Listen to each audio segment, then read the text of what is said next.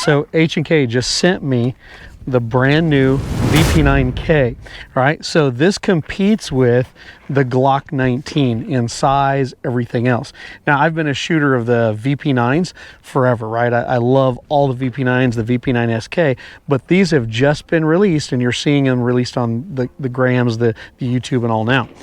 So this is it. It's basically the same size as a Glock 19 generally, but it's got a lot more features than the Glock 19. One, it's a VP9, right? It's an H&K, so it's way better than a block. Sorry, did I say that? A Glock.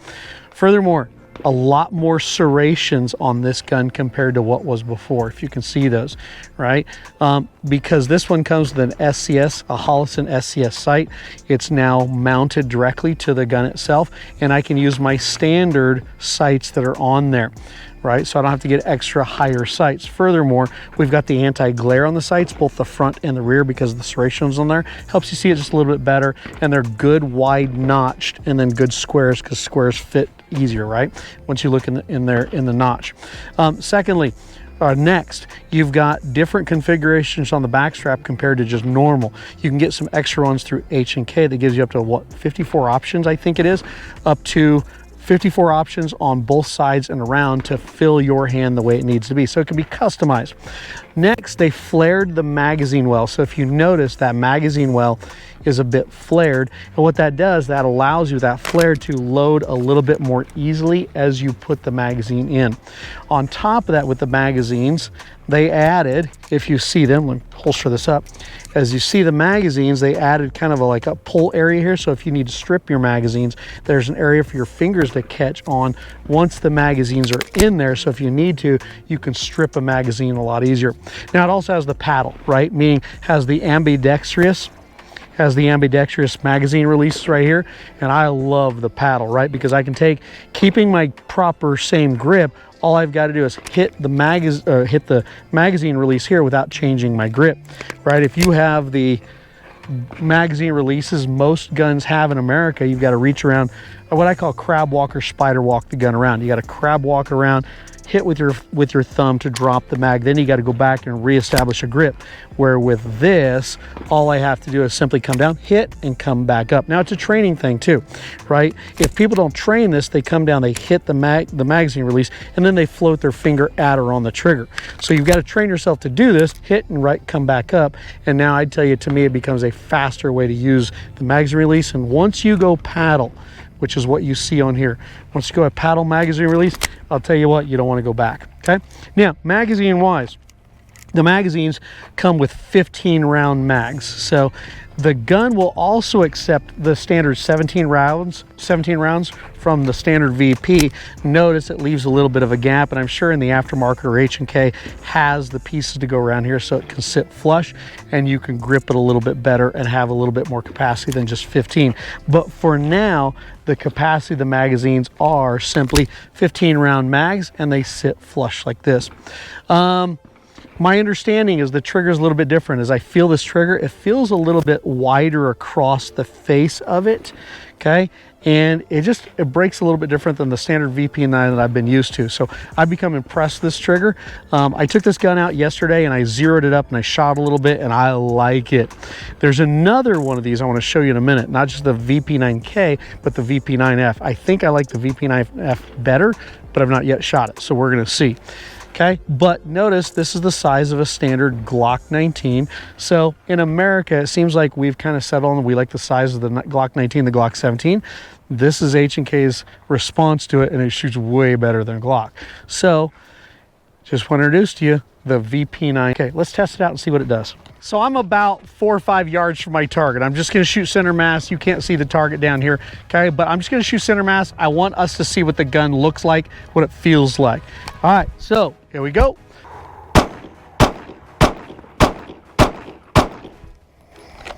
All right, so I don't know what that was, 5, 6 rounds. I was just holding the gun and shooting at it. Let's see what it actually did.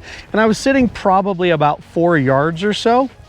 And if you notice, right, wasn't going terribly fast, wasn't going terribly slow, wasn't going highly precise with it, at least wasn't trying to be horribly precise with it. And notice it just stacked rounds on top of each other. It shot pretty well. Let's see what it does if I go a little bit further. Okay, so I'm going to take this out to probably about 7 yards here. Let's see what that does.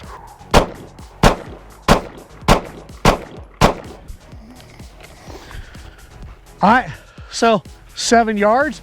Again, wasn't going fast, wasn't going slow. And let's take a look at the rounds again. So they're all still in that same area there. And this dot is one I zeroed up, right? I zeroed it up yesterday.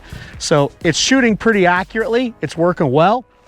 In fact, let's see what this does at a little bit more distance. All right, so I'm about 10 yards now. Let's just see what this does at 10. There we go.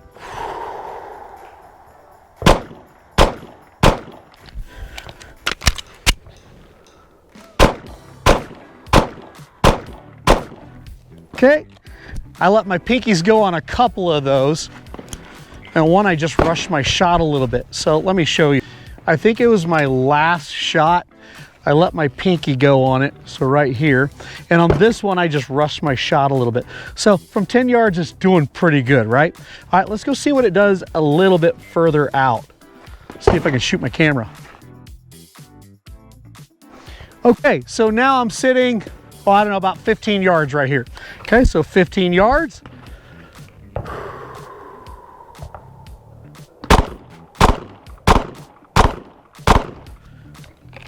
So I can feel I rushed my first shot. I just kind of swinged it. In fact, I think I rushed 2 of them. Just put it somewhere in the circle and I let it go. Okay, so we've got 1 down here, got 1 or 2 down here, but for overall, that's still pretty decent shooting. If you notice my shots, if you split them in the center, seem to be somewhat that way. I may need to slightly adjust the zero, because yesterday when I did this, it was truly just a ghetto zero. All right, let's go a little further. Let's see what happens. Okay, so now I'm about 25 yards, all right? Yep, right about here, 25 yards.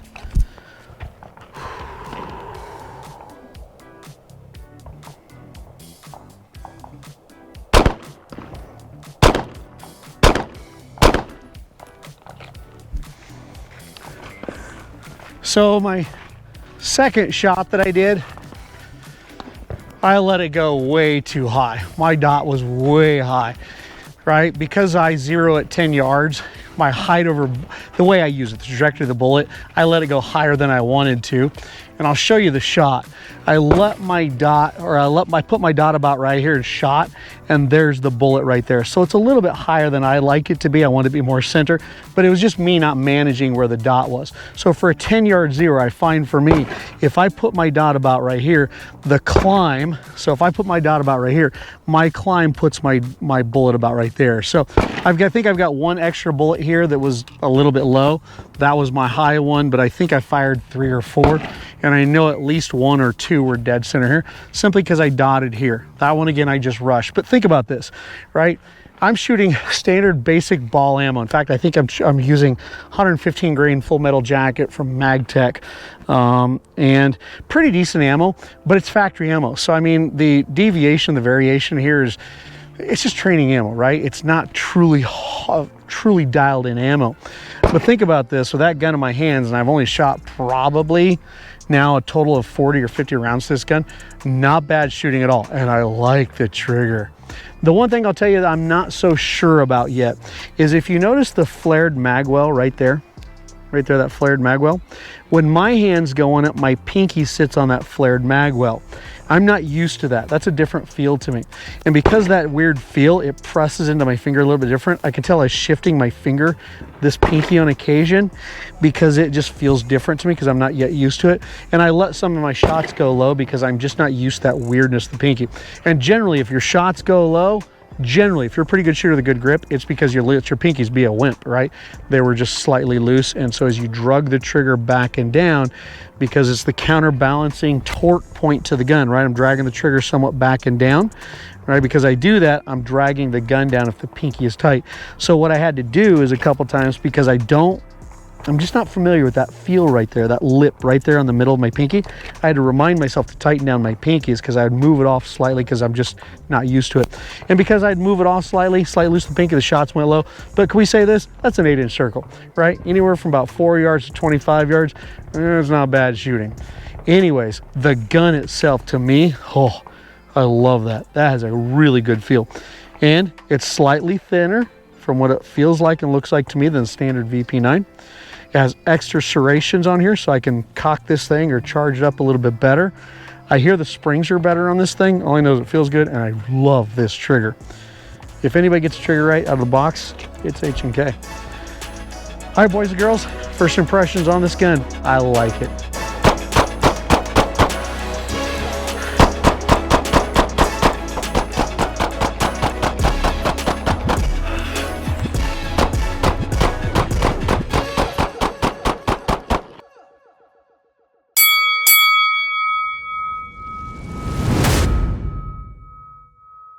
Here's another VP9, right? So this is the brand new one that came in. This now is the VP9F. Okay, so it's their A1 series, meaning it's got the paddle down here, but this is a little bit different than the standard VP9 in that they've added more cocking serrations to it. So compared to regular VP9, for those of you who follow the HK world, right, us HK fans, they have more cocking serrations along here and here, so you can run the gun a lot faster and easier that way. They have a flared mag well that's down here, a slightly longer slide that's on here, and of course it's got a direct mount Holosun SCS. I really like this gun.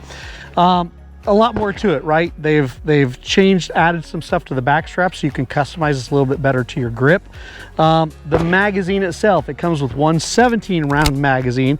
If you notice, they have a lip right here. You can strip the mag a little bit better if you need to, because it has an area to grip the magazine. If you can see that little lip that's down there.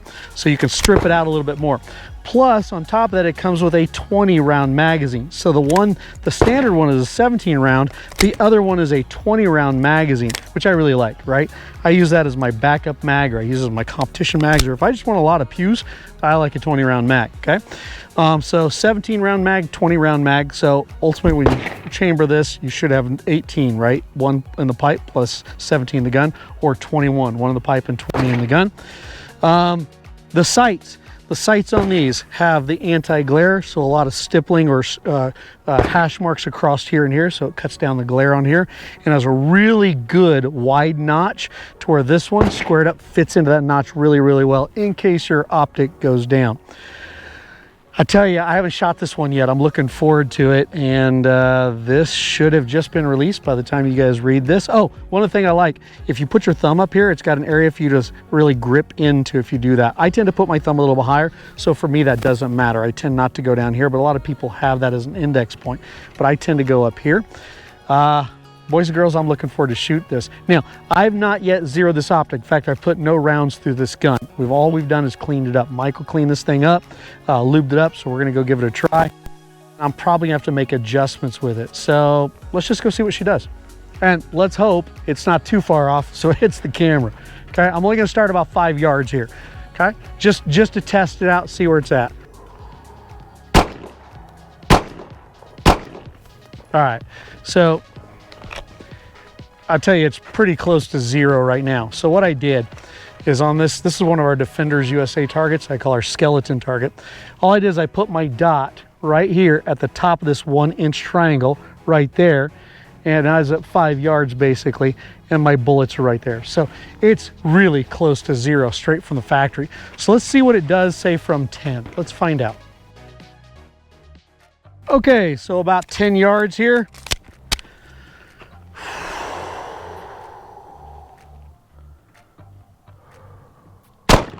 Woo, that was me.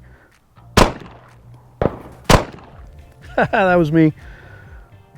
All right, so I need to bring it up a little bit. It's shooting a little bit low, pretty consistently. I fired 5 rounds, so I completely shanked it. Understand, this is a different feel of a trigger than what I'm used to. The trigger on this VP9F has a slight bit difference compared to what I'm used to. It's a flatter trigger, meaning it's a little, or not flatter, it's a little bit wider trigger across the face of it. It's slightly less curved where what I'm used to, and the break to it's a little bit more, it's just different what I'm used to. So I completely shanked the first shot. So that was my first shot. Like I said, it was me. This was my second shot. Now, I know as I pulled that shot, I slightly broke my wrist up as I did it. So it actually went hot. These were my last 3 shots right here, which tells me I just simply need to zero the gun up. So I'm gonna take that optic and we're gonna move it to the left. Let's say, I don't know, let's go 1, 2, 3, and I'm gonna take it up So let's take the optic up. Let's go, just for the fun of it, let's go 3, 2, 3. Okay, that only moved it a tiny amount at 10 yards, but let's just see what it did. 1, 2, 3, 4, 5, 6, 7, 8, 9, 10.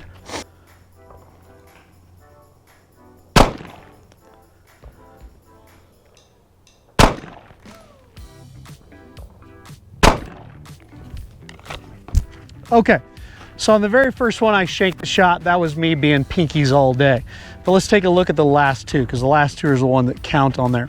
So this first shot right there, if you can see it, was my very first shot. My pinkies were being soft.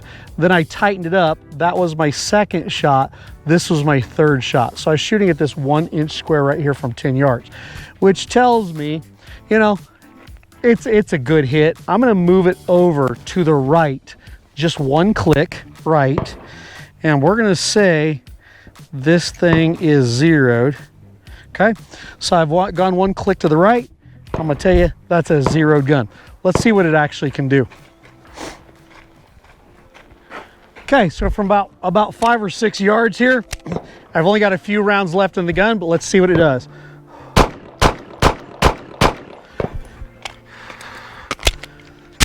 Okay, so I wasn't going fast. I wasn't going slow. I just put it in the center mass of this skeleton target here. That's an 8-inch circle, right? So I just put it center mass, pulled the trigger. Nothing terribly fast or slow. It held a good 0 and it felt good to me.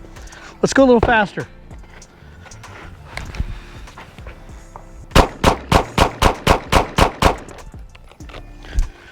Okay, again, nothing terribly fast, nothing terribly slow. But man, that has a good feel on it. The recoil on that thing is just brilliant. And notice all the shots are right here, in case you can see that. So going pretty quickly, I'd say those are probably 0.25 splits, maybe a 1/4 second split, and it ran really well. Let's see if we take it a little bit further. Okay, so I'm probably about 10 yards or so, probably.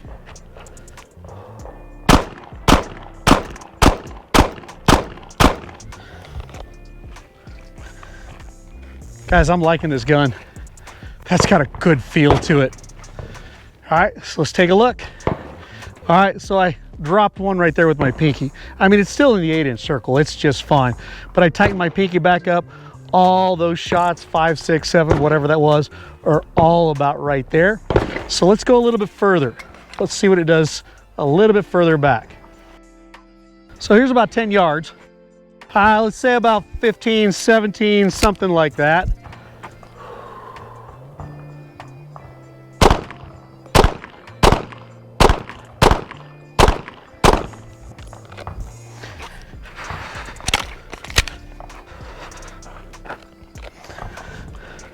By the way, notice how I took the time to stop and holster up. You don't want to holster on the move. You can't if you can help it, especially appendix, because you might be pointing the gun at yourself as you do so. All right, so I let my pinkies be a little bit sloppy. Notice there's 2 down here, 1 here. There's a shot right there. So I was a little bit sloppy with my pinkies, but that was me. That was not the gun. But the rest of the shots, whatever they are all right here. So again, good shooting on the gun's part. Let's see what it does a little bit further out. Okay, so I'm sitting about 25 yards. Okay, so because I have a 10-yard zero, I'm gonna dot slightly low because trajectory will take it up about 2 inches.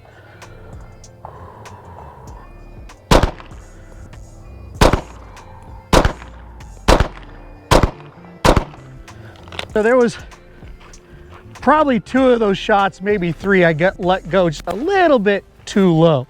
I didn't hold my dot high enough, and for some reason my pinkies are just being terrible today. So there's one of my shots down here outside the circle. These are down here. I have one up there. So decent shooting, right? Not bad from 25 yards, but that's me. I need to keep my pinkies tighter and the gun will run a lot better, okay? If I keep my pinkies tight. Feels pretty good, guys. You guys should shoot this gun.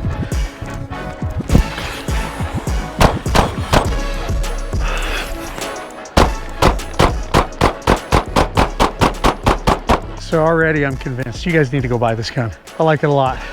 This VP9F, yeah, baby. All right, ignore that little guy, okay? Let's pretend like that little guy didn't happen. He's not here. But notice right here, and think about this. all those shots are in the space of about, with the exception of maybe that one, of about my palm. Can we say it's in the space of my palm right here? Is that not the Lord's work? Literally from about 5-6 yards to about 25, moving, you name it. That's a good gun, boys and girls. VP9F.